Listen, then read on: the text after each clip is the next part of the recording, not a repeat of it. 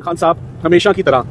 आज भी मुस्कुरा रहे थे जब उन्होंने सजा अपनी सुनी। मैंने उनका ये पैटर्न भी, जैसे सजाओं का पैटर्न है, खान साहब का भी वही पैटर्न है। सो वो मुस्कुरा रहे थे, वो बिल्कुल हैरान नहीं थे, वो एक्सपेक्ट कर रहे थे, मगर इस बात पे बहुत शॉक्ड थे कि आज तो तुम्हारा वेट भी नहीं हुआ, लीगल टीम का भी वेट नहीं हुआ और जज साहब ने हमारा वेट भी नहीं किया और फैसला सुनाकर वो चले गए। तो ये जज साहब, मैं बड़ा हैरान हूँ कि जज साहब को कम से कम ट्रायल तो मुकम्मल करना चाहिए था, कम से कम लीगल फॉर्मेलिटीज तो पूरी होनी चाहिए थी, 10A के तकाजे तो कम से कम पूरे कर देते, फैसला फेयर होता ना होता, एक ट्रायल। सो इससे पहले भी आप देखें तोशाखाना 1 में भी कभी ट्रायल ही मुकम्मल नहीं हुआ, साइफर भी कैसे चलता रहा, ट्रायल के अंदर इतने फ्लॉज और डिफेक्ट्स रहे, वही फ्लॉज वही डिफेक्ट्स आज के भी इस ट्रायल के अंदर मौजूद हैं। इमरान खान साहब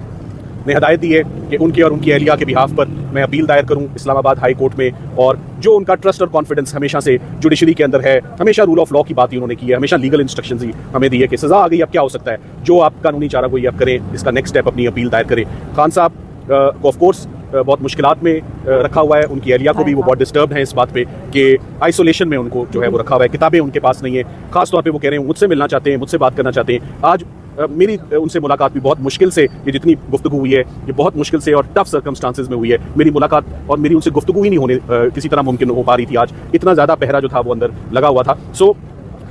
मैं समझता हूँ कि बीइंग हिज लॉयर, उनको रिप्रेजेंट करते हुए हमें तकरीबन 2.5 साल हो गए हैं, लातादाद मुकदमात, 350 गुफ्तगू करने के लिए 3.5 मिनट भी नहीं है। आज का फैसला ना वो सुन सके, ना वो समझ सके, ना उनको मालूम है कि सजा कितनी हुई, क्योंकि जज साहब तो बता कर ही नहीं गए। सो इंशाल्लाह लीगल टीम जैसे पहले आज दिन तक लीगल टीम उनके मुकदमात लड़ती आ रही है, हम अपना काम उसी इंथ्यूजियाज्म से हम अपना काम जारी रखेंगे। लीगल टीम ने आज दिन तक जितने मुकदमात उनके खिलाफ बने वो सब के सब खत्म किए हुए। अब मुकदमात अगर हाई कोर्ट सुनवाई ना वहाँ पर हो, केसेस ही ना लगे, तो केसेस खत्म कैसे हो? मगर इमरान खान साहब के हौसले वो बुलंद हैं, वो इज नॉट। सलमान साहब ये बताइएगा कि आपकी डिफेंस क्या बहुत कमजोर थी, क्योंकि आप बार-बार इल्तिवा की दरख्वास्तें जो है वो 2.5 साल तक देते रहे, तो क्या वजह थी कि आप लोगों ने इतनी ज्यादा इल्तिवा की मुख्तलिफ मौक़ों पर दरख्वास्तें दी? डिफेंस की जो खान साहब ने सलाह, देखिए कोई तबाह नहीं, आपने कहा बार-बार, आप बार-बार में ये कहना भूल गए,